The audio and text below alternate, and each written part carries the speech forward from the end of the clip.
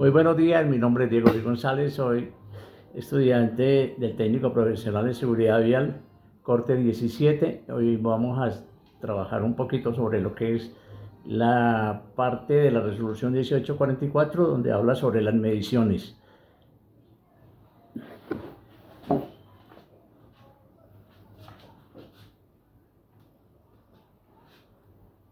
Entonces, importante en esta parte de las mediciones es tener en cuenta por parte del operador, sí, el alistamiento del equipo, ¿sí? Entonces, decíamos de que la realización de la medición se hace en dos etapas: la fase preanalítica y más adelante hablaremos de la analítica, ¿sí? Es interesante entender que en esta fase preanalítica el operario lo primero que tiene que hacer es mirar cada uno de los elementos que componen todo el kit de lo que es el medidor del consensor y el concensor, que es el consensor, la impresora. Entonces es muy importante que él tenga, antes de salir, hecho como una lista de chequeo, donde va a tener que revisar que si el equipo tiene la etiqueta a la que consta se encuentra la calibración, si la batería está cargada, si la conexión al medidor de alcohol impresora funciona correctamente, y debe dejar la constancia, quedar siempre este listado para el caso de que haya alguna reclamación. Entonces tenemos ese primer documento importante en la fase preanalítica, el alistamiento del equipo, ¿sí? De segundo es que debe preparar la persona que se va a examinar, ¿sí? Primero debe hablarle sobre las plenas garantías, todo por debido al debido proceso, ¿sí?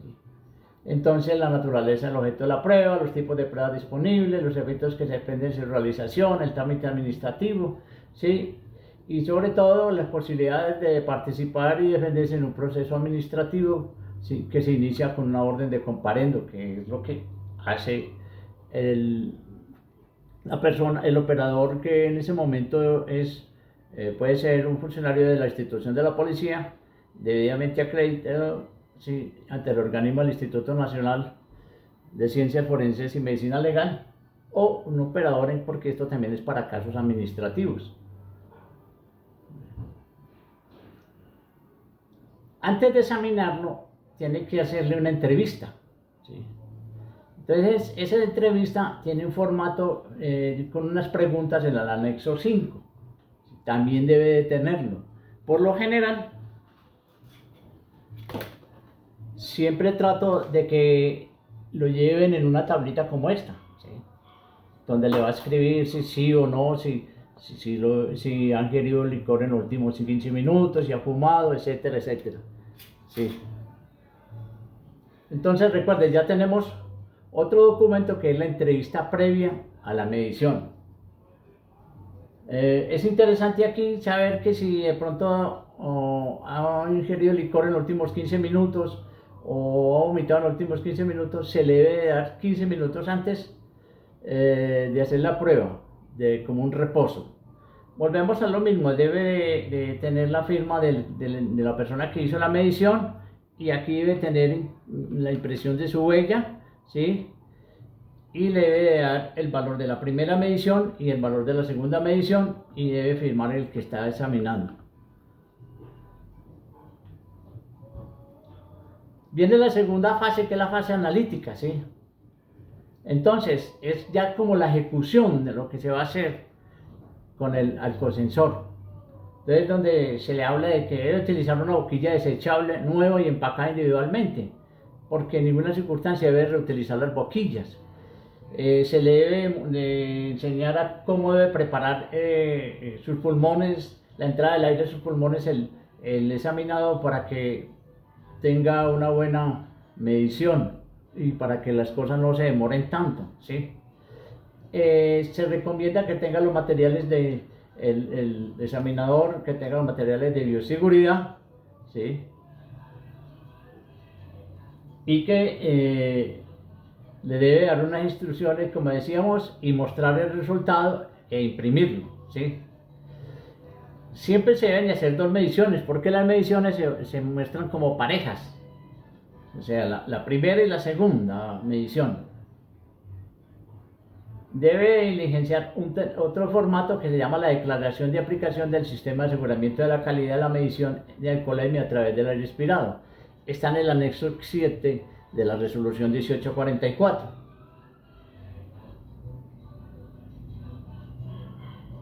Entonces, en la fase analítica hay una parte interesante que es la interpretación de resultados, ¿sí? Siempre se habla de que el resultado, cuando es menor a 20, así sea 19.99, ese resultado se considera ya negativo por el límite que se estableció la ley 1696 del 2013. No debe de ser la segunda, o se hizo la primera y le dio 20 y la segunda le dio 19, pues ya de una vez sale, porque el orden de los factores no altera el resultado. La pareja puede ser 19 y 20, aunque haya dado primero 20, ¿sí? Cuando ya los resultados son entre 20 y 39, ¿sí?, se debe de manejar la presentación. Esto es importante saberlo, porque en un momento dado que se tenga una audiencia, pues se debe saber por qué dio ese resultado.